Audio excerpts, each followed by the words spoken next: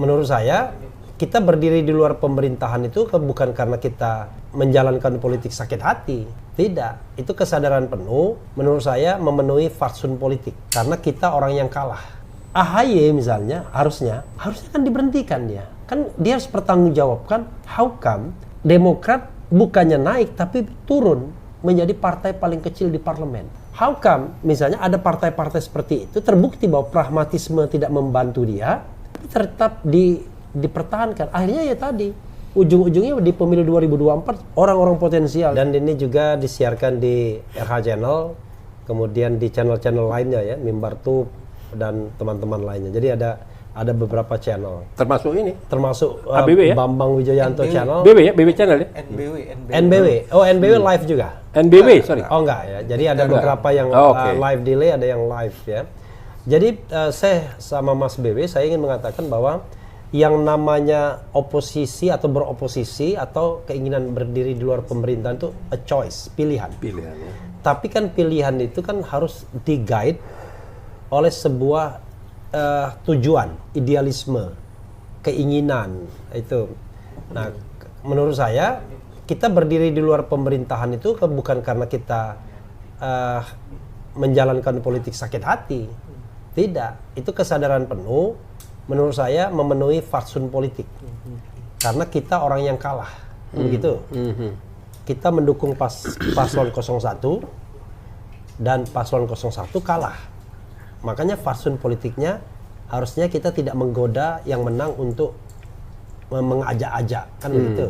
Kita tetap berdiri di luar pemerintahan. Makanya kita nanti tanya nih PKS bagaimana. Itu satu. Dan jadi kesadaran kedua, karena memang yang namanya sunatullah itu kan ada yang memerintah, ada yang di luar pemerintahan. Jadi keinginan pemerintah bahwa wah, mari kita bersatu, seolah-olah bahwa membangun bangsa dan negara itu harus selalu berada di sisi pemerintahan dan sifatnya materialistik, ya kan? Anda bangun apa? Bangun jembatan kah? Atau bangun apa? Distribusi sembako dan lain sebagainya. Padahal kita kan bisa membangun karakter bangsa melalui sarana-sarana, apalagi sarana telekomunikasi, sarana informasi ini kan tidak lagi eksklusif. Semua orang bisa punya televisi dalam tanda kutip, sehingga sarana-sarana tersebut tidak lagi bisa dimonopoli. Sehingga berpolitik oposisi itu juga politik pencerdasan kan? Kita nanti bandingkan. Nah, tetapi memang selalu ada godaan kekuasaan. Seperti misalnya pernyataan Surya Paloh ya. Saya merasa karena saya pendukung 01 sah saya menyebut nama, kan Mas Bibi, karena dia mengatakan bahwa yang namanya menjadi bagian dari pemerintahan itu tidak bisa setiap saat. Menjadi oposisi bisa setiap saat. Saya merasa surprise dengan pernyataan begitu. Menjadi oposisi bisa setiap saat, tapi menjadi bagian dari pemerintahan tidak setiap saat. Betapa jujurnya dia itu kan. Artinya dia ingin mengatakan bahwa jarang-jarang ini kalah diajak, kira-kira begitu kan. Padahal fatsun politiknya harusnya dia mengatakan, saya kalah, saya hormati hasil, ya kan. Walaupun kita tahu itu curang, tapi saya ingin mengontrol. Apalagi kalau misalnya pakai standar tinggi seperti yang saya sebutkan, haram hukumnya. Misalnya kita mengendorse pemimpin yang mendapat kekuasaan dengan cara curang. Paling tidak kita yang meyakini dan 3 hakim Mahkamah Konstitusi kan. Jadi kalau bilang, siapa bilang terbukti kecurangan? Nggak terbukti. Loh, ini ada 8 orang, kita ngatakan bahwa pemilu ini curang kepada ke-8 orang hakim Mahkamah Konstitusi. Lalu hanya 3 orang dalam tanda kutip yang mengatakan ada kecurangan, 5 tidak. Kira-kira curang nggak sih? Iya. Karena ada kecurangan. Paling tidak menurut 3 hakim konstitusi, kecuali 8-8-nya mengatakan tidak ada kecurangan. Dan yang 5 juga mengatakan ada pelanggaran. Ada pelanggaran juga, pelanggaran etika minimal. Jadi karena itu moral standing kita masih kuat untuk mengatakan ini ada kecurangan, kita berdiri di luar pemerintahan. Nah, kita harus menantang mereka untuk berani juga menyatakan berdiri di luar pemerintahan itu adalah sesuatu yang sehat. Karena logika pemerintahan itu selalu begitu. Ya udah, kita memulai lembaran baru. Kita rangkul semuanya. What? Apa yang perlu dirangkul? Ini kan division of labor. Kemarin kita diskusi atau debat juga di salah satu stasiun televisi, saya bilang begini, kalau kita bicara persatuan itu ada 3 terminologi yang kita harus pisahkan. Nation, bangsa, kemudian government, pemerintah atau pemerintahan, kemudian berikutnya lagi adalah state, negara.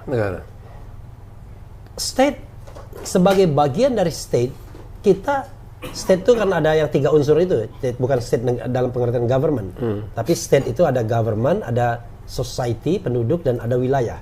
Sebagai bagian dari negara, bahkan bagian terbesar, maka kita harus bersatu, ya, no doubt. Lalu sebagai bangsa, nation, bagian dari nation, kita harus bersatu, karena itu persatuan. Kita tidak boleh berdiri di luar garis batas demarkasi persatuan Indonesia sila ketiga. Tapi government itu berbeda. Government itu hanyalah salah satu unsur dari negara, kan? Jadi ada government yang memerintah, ada civil society di luar pemerintahan, ada political society, sebagian memerintah, sebagian tidak memerintah. Karena itu diikat oleh, kalau kita bicara demokrasi, check and balances. Baik within the parliament, di dalam parlemen, maupun out of the parliament. Kita ini barangkali membangun oposisi di luar parlemen. Betul. Nah, kita harapkan ada partai yang membangun oposisi di dalam parlemen, entah itu PDIP atau PKS, sehingga nanti ya mudah-mudahan ada 2 isu besar, kan? Isu pertama adalah membangun peradaban politik yang lebih sesuai dengan sunatullah. Peradaban politik yang makrifat gitu ya, waseh. Kemudian yang kedua adalah melakukan oposisi terhadap tema atau isu tertentu. Kan tidak mungkin juga misal konfigurasi politik itu pasti itu terus, kan? Misalnya nanti kita sorongkan presidensial threshold dihilangkan. Kalau seandainya PDIP yang oposisi tidak setuju dengan penghapusan presidensial threshold, berarti kita untuk tema itu kita berseberangan. Jadi ada oposisi yang sifat yang lebih menuju hakikat sunatullah, ada oposisi yang tematik sifatnya.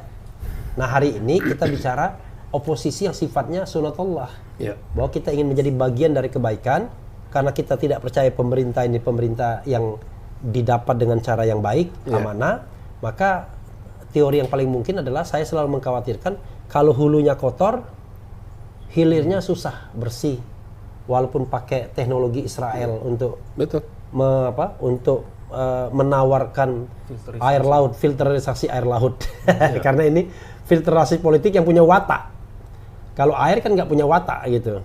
Itu untuk openingnya. Dulu PKS mampu itu yang namanya people fundraising gitu ya. Pernah. Tapi sekarang nggak mampu lagi. Kenapa? Karena ada kejadian-kejadian di mana orang tidak melihat PKS sebagai partai keadilan, tapi partai kesejahteraan, ya kan? Yang ya termasuk yang lainnya pindah-pindah gitu, pindah-pindah bikin partai baru, kan? Ini kelompok kesejahteraan ini, kan? Sehingga orang kemudian ngapain saya? Kalau sekarang sih 10 tahun terakhir ini PKS konsisten, insya Allah. Oke, insya Allah. Ya. Jadi sudah terjawab semua. Belum, nanti kalau seandainya bergabung gimana? The last, karena ini kan baru one side ya dari sisi beliau. Tapi kan good news-nya adalah beliau mengatakan 70% dari Dewan Suro itu menginginkan koalisi oposisi. Dan Dewan Suro itu adalah pemutus akhir, kan? Untuk bergabung Majelis atau tidak Suro bergabung. itu adalah Majelis Suro, proses pengambilan keputusan tertinggi. Walaupun sebenarnya agak aneh di Indonesia ini kalau kita pakai teori, kan? Kita sistem pemerintahan presidensial. Kalau ada orang dari partai politik yang dijadikan menteri, itu kan sebenarnya individual basis harusnya. Nothing to do dengan partai politiknya. Jadi dia karena profesionalisme dia, karena dibutuhkan untuk membantu pemerintahan. Tapi kan kita tidak. Itu adalah cara pemerintah untuk mengikat partai. Iya kan? Jadi jabatan menteri itu jadi cara untuk mengikat partai. Karena cara untuk mengikat partai, dia selalu cari key person untuk partai tersebut. Makanya tidak heran yang akan direkrut adalah ketua-ketua. Padahal ketum-ketumnya itu kan orang yang paling sibuk. Nggak mungkin dia 100% untuk bekerja sebagai menteri. Karena dia dimandatkan oleh organisasinya untuk memenangkan pemilu. Maka kemudian yang terjadi, from the beginning saja kita sudah, governance itu udah nggak jalan.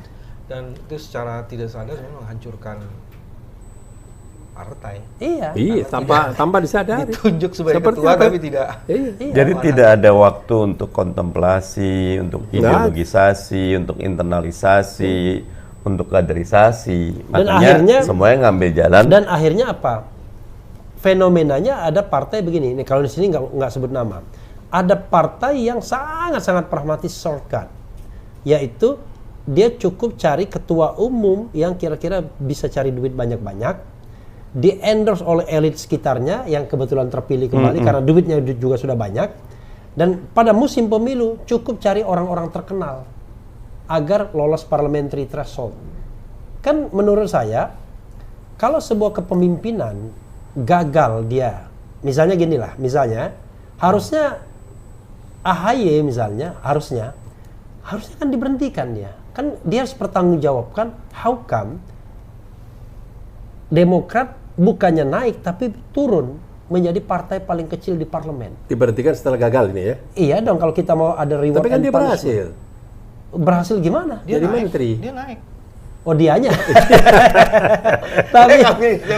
tapi partainya menjadi partai yang terkecil. Kan begitu. Jadi ini kan menunjukkan bahwa dia gagal. Bahkan menurut saya 2 kali sudah gagalnya. Iya. Dibandingkan misalnya 2009, 2014. 2014 agak turun banyak, tetapi saya kira 2019 dia lebih kecil ya dibandingkan 2014. 2024 turun lagi. Nah, how come misalnya ada partai-partai seperti itu terbukti bahwa pragmatisme tidak membantu dia, tapi tetap dipertahankan. Akhirnya ya tadi, ujung-ujungnya di pemilu 2024 orang-orang potensial dia berhentikan, orang pragmatis dia pertahankan, yang penting uang sebanyak-banyaknya.